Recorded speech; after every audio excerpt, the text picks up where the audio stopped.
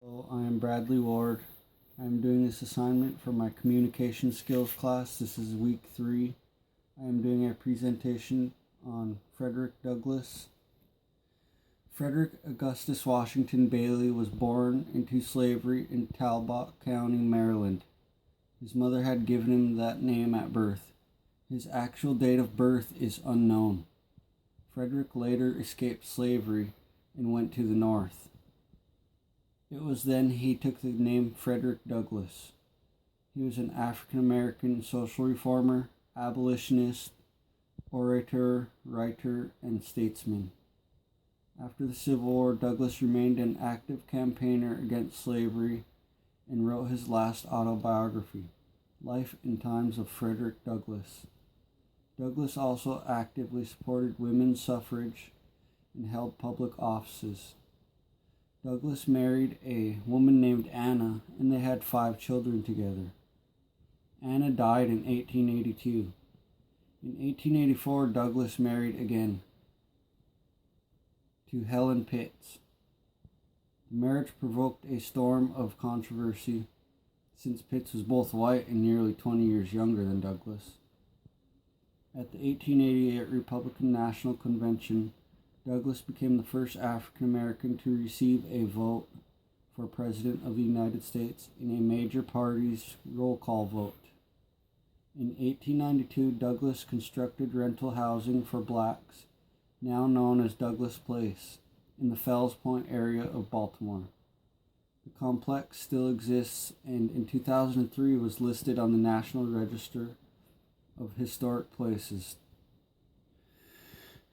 On February 20th, 1895, Douglass attended a meeting of the National Council of Women in Washington, D.C. During that meeting, he was brought to the platform and received a standing ovation. Shortly after he returned home, Frederick Douglass died of a massive heart attack or stroke. His funeral was held at the Metropolitan African Methodist Episcopal Church. Thousands passed by his coffin to show their respect.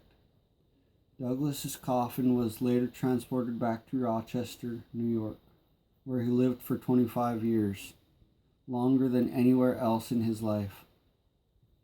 He was buried next to Anna in the Douglass family plot of Mount Hope Cemetery, and Helen joined them in 1903. Now I will be presenting a speech that Frederick Douglass did in 1852 on the 4th of July. Frederick Douglass, once a slave, became the brilliant and powerful leader of the anti-slavery movement. In 1852, he was asked to speak in celebration of the 4th of July. Fellow citizens, pardon me, allow me to ask, why am I called upon to speak here today? What have I, or those I represent, to do with your national independence? Are the great principles of political freedom and of natural justice embodied in that Declaration of Independence extended to us? And am I, therefore, called upon to bring our humble offering to the national altar, and to confess the benefits and express devout gratitude for the blessings resulting from your independence to us? I am not included within the pale of this glorious anniversary. Your high independence only reveals the immeasurable distance between us. The blessings in which you this day rejoice are not enjoyed in common. The rich inheritance of justice, liberty, and prosperity and independence bequeathed by your fathers is shared by you, not by me. The sunlight that brought life and healing to you has brought stripes and death to me. This 4th of July is yours, not mine. You may rejoice. I must mourn. To drag a man in fetters into the grand illuminated temple of liberty and call upon him to join you in joyous anthems were inhuman mockery and sacrilegious irony Do you mean, citizens, to mock me by asking me to speak today?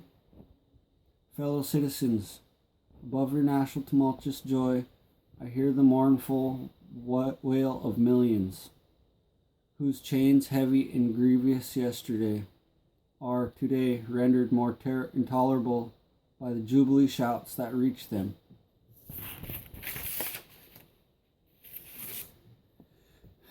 At a time like this, scorching irony, not convincing argument is needed.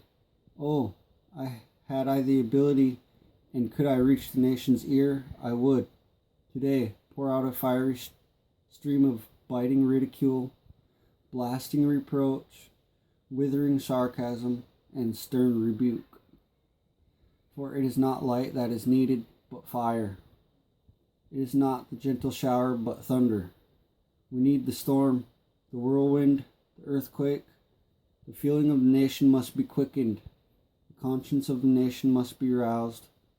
The propriety of the nation must be startled. The hypocrisy of the nation must be exposed, and its crimes against God and man must be proclaimed and denounced. Thank you.